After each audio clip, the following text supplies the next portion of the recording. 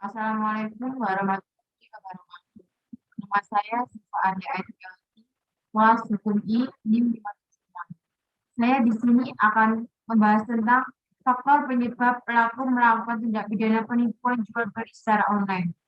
Terdapat beberapa faktor yang menjadi penyebab seseorang melakukan tindak pidana penipuan jual beli online, antara lain: 1. Ekonomi. Faktor ekonomi dapat dikatakan sebagai salah satu faktornya karena kehidupan di daerah perkotaan dapat dikatakan sangat kompleks karena tidak semua masyarakat sanggup untuk memenuhinya.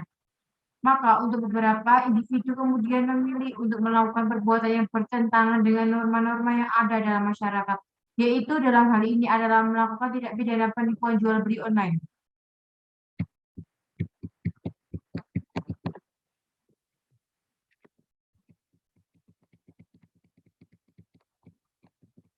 Yang kedua yaitu lingkungan. Selain faktor ekonomi, salah satu faktor yang mempengaruhi terjadinya kejahatan penipuan jual beli online adalah faktor lingkungan, yang tidak ada kontrol dari masyarakat dan keluarga pada pelaku. Sehingga pelaku sering bersosialisasi dengan orang yang sering melakukan tindak pidana, khususnya tindak pidana penipuan jual beli online. Yang ketiga yaitu sosial budaya. Selain faktor ekonomi dan lingkungan, terdapat juga faktor sosial budaya yang mempengaruhi terjadinya tindak pidana penipuan jual beli online. Di Indonesia sering terjadi pergeseran budaya dari budaya kuno ke budaya yang dianggap baru atau modern oleh masyarakat. Hal inilah yang menjadi penyebab sering terjadinya penyalahgunaan ilmu pengetahuan terlepas dari tanggung jawab masyarakat atau individu yang menyadarinya.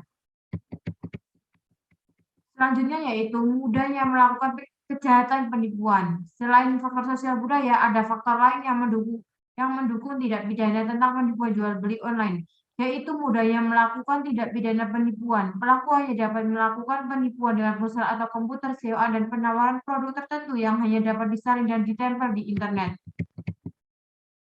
Selanjutnya yaitu minimnya risiko untuk tertangkap oleh pihak berwajib. Dengan menggunakan media sosial dan membuat akun palsu, penjahat dapat dengan mudah melakukan tindakannya tanpa diketahui oleh pihak berwenang. Hal ini dikarenakan media yang digunakan oleh pelaku hanyalah akun palsu yang dibuat oleh dengan memasukkan data yang salah.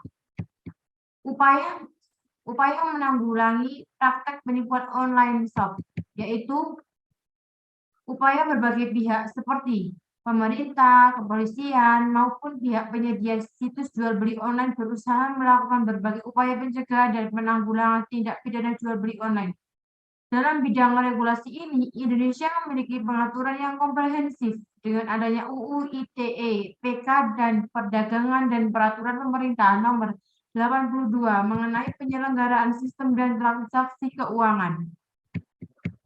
Secara infrastruktur telah dibentuk badan yang bertujuan mengawasi lalu lintas data, yaitu IDSIRTI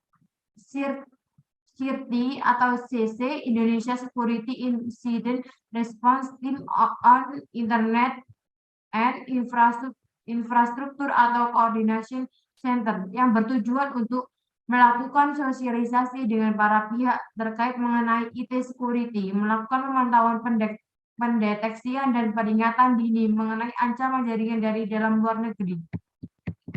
Pihak kepolisian memiliki subdit Cyberskrim Mabes Polri berada di subdit 5, 37 dan subdit 4 Cyberkrim Polda Metro Jaya 38 khusus untuk menangani tindak pidana yang terkait dengan cyberkrim, tindak pidana informasi dan transaksi elektronik, tugas pokok dan fungsi tupoksi.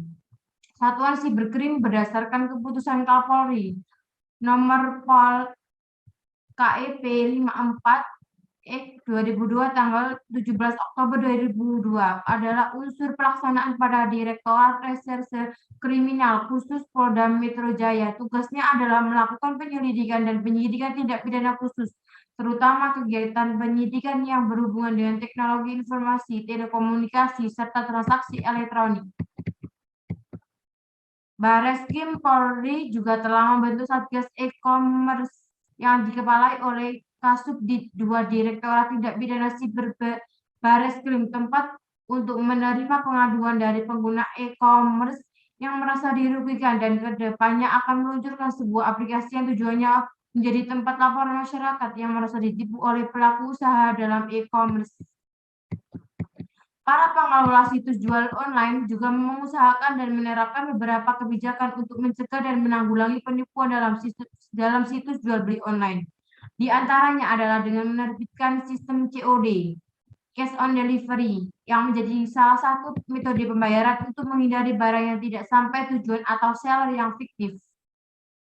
Kebijakan autentikasi dan verifikasi untuk produk penjual dan akun konsumen juga telah diterapkan di berbagai situs jual beli online terpercaya. Hal ini berlaku untuk menghindari adanya pelaku ekonomi fiktif dan konsumen yang dapat merugikan. Kebijakan pengembalian serta pembayaran yang difokuskan pada rekening bank resmi juga telah diterapkan untuk meminimalkan penipuan di situs jual beli online. Beberapa situs jual beli online yang sudah menerapkan hal tersebut adalah Zalora, Berrybenka, Shopee, Lazada, dan Tokopedia. Transaksi melalui rekening bersama yang merupakan perantara atau pihak ketiga yang memberikan keamanan dan kenyamanan bertransaksi online sehingga pembeli tidak perlu ragu untuk melakukan transaksi barang yang tidak sesuai harapan dan penjual dapat membangun reputasi dan juga menghindari kecurigaan yang tidak semestinya.